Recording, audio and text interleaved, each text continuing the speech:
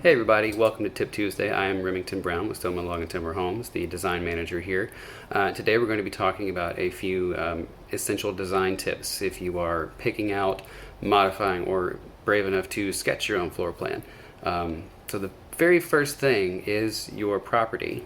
You really can't start with a floor plan until you have your property, because that sort of determines what will fit on your property. Basically, you have setbacks and easements, and you don't want to pick a plan that's 90 feet wide if you can only fit something that's 65 feet wide.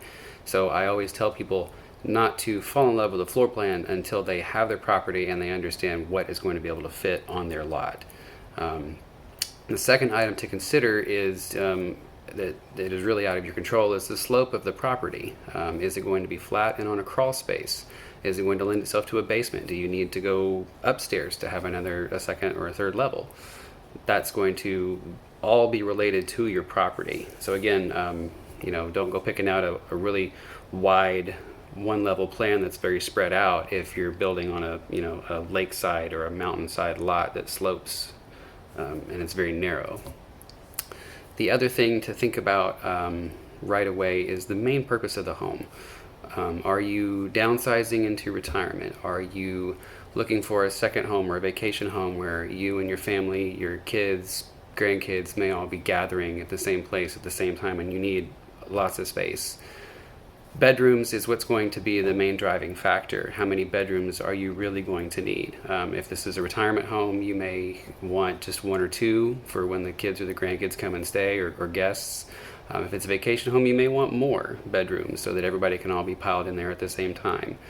So really be thinking about the number of bedrooms that you need as a starting point, and then the house will sort of evolve around that, because once you have the number of bedrooms, then you start planning out the spaces around how many people ultimately are really going to be in the home a lot of the time. And the other thing I would say is to plan ahead. If you're looking at building a log or a timber home, chances are this thing is going to be passed down to your family for generations and be in your family for a long time. So I would say get some input. Draw some firm lines. This is your house after all, but it's always helpful to get input from other friends and family members, especially the ones who maybe left the house one day and they may have different opinions or things that they might want that you might not, and there's always a way to find some sort of common ground there. And also think about resale, because ultimately this house will be left to someone else one day, and you don't want something that's too far out there, too wild, to where no one's able to sell it if they don't want to inherit it. A couple of other small things that I will mention if you are going to be sketching out your own floor plans. Always be thinking about stairs. They take up considerably more space than you think that they do. It's a good rule of thumb to say at least 15 or 16 feet long for a straight run staircase, and 3.5 to 4 feet wide as a minimum.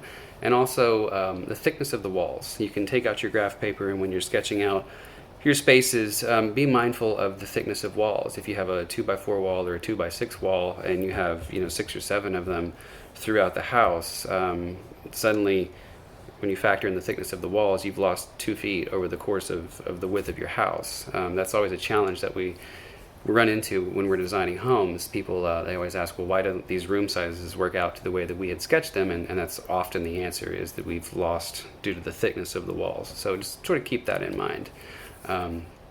That's all that I've got at the moment, so thanks for tuning in, and I'm sure you'll be hearing from me again for some more design essential tips. Thanks.